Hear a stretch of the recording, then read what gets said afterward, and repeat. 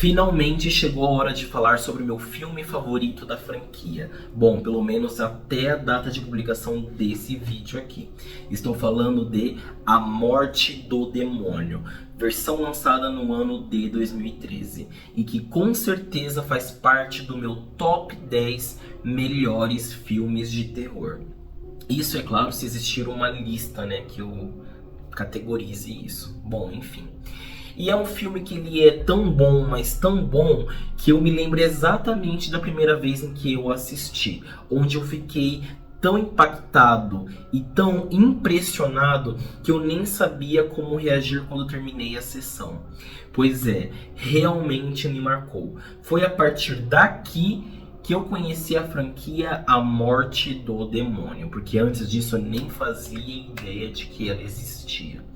Pois bem, esse longa, ele abandona completamente todo o humor, comédia e todo aquele contexto sático que era tão presente na trilogia clássica, e mantém o foco voltado exclusivamente ao terror e principalmente ao horror.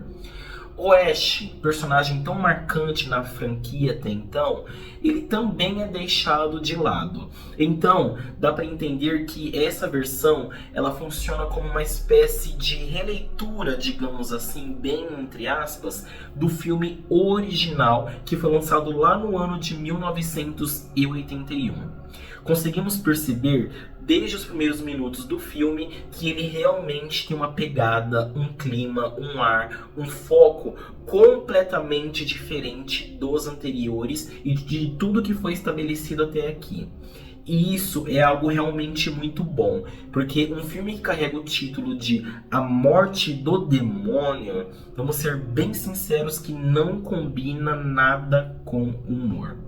Bom, a história desse longa, A Morte do Demônio, lançado no ano de 2013, é basicamente a seguinte.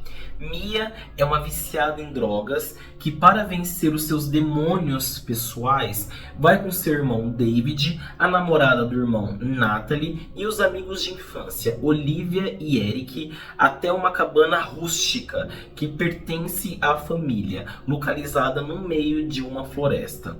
Assim que chegam, descobrem que a cabana foi invadida e que o porão parece uma espécie de altar, rodeado por animais mumificados, onde a descoberta de um livro dos mortos, ou se preferirem, o Necronomicon, invoca forças demoníacas. Bom, apesar de manter uma estrutura de roteiro que muitas pessoas considerariam clichê, como o simples fato de um grupo de jovens adultos passando apuros em uma cabana no meio de uma floresta durante o período noturno, o longa ainda assim consegue surpreender, principalmente quando abordamos toda a parte de violência visual, que é algo realmente explícito. Sim, esse filme é extremamente violento e muito sangrento, e pode deixar algumas pessoas mais sensíveis um tanto quanto desconfortáveis. Não que eu me sinta confortável assistindo, mas existem pessoas que possuem uma sensibilidade maior, e esse tipo de produção aqui, ela com certeza não é recomendada. Existe um intervalo de tempo de aproximadamente 21 anos entre A Morte do Demônio 3, que foi lançada lá no ano de 1992, e essa releitura do filme original, ou até mesmo da trilogia clássica, que foi lançada no ano de 2013. E é notório toda a evolução que existiu nesse intervalo de 2 décadas. Nós vemos evolução em tudo, no uso dos efeitos práticos e especiais, na trilha sonora, na atmosfera, na cenografia, na ambientação, enfim. tudo evoluiu. E é interessante fazer essa comparação entre a trilogia clássica e essa releitura, porque ao mesmo tempo em que vemos as diferenças, também podemos observar que algumas características foram mantidas, como por exemplo os truques de câmera, que eu tanto elogiei nos filmes anteriores e que se faz presente aqui. Sim, se tem uma coisa que essa franquia tem de muito bom, são os seus jogos de câmera e os seus ângulos. Mas não pense que, apesar de todos os elogios que eu fiz, esse filme seja perfeito, porque ele não é.